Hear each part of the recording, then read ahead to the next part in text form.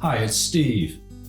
Today we'd like to show you how to change the drain pump check valve on your dishwasher. It's a really easy repair. Let me show you how we do it. Now, to do this repair, we will need to pull the dishwasher out of the cabinets. So the first thing we're going to do is to disconnect the power.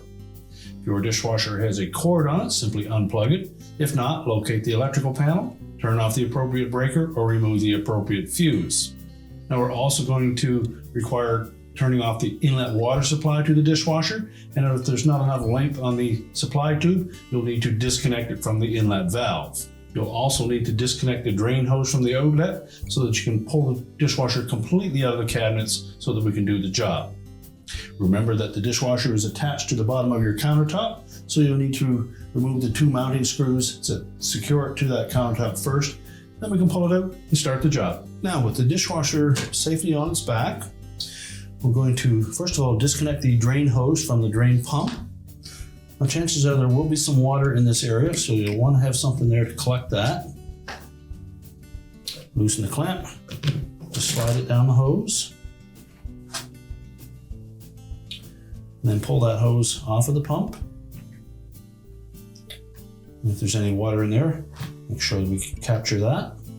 Now, with the hose out of the way, we'll just locate the existing check valve. It's just a rubber flap. And it connects to a little tab on the front of that pump. We'll remove the old one and discard it. The new one's simply going to slide over that tab,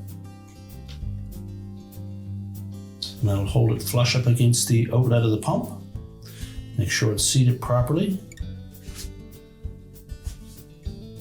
And then slide the drain hose back into place. Reposition the clamp.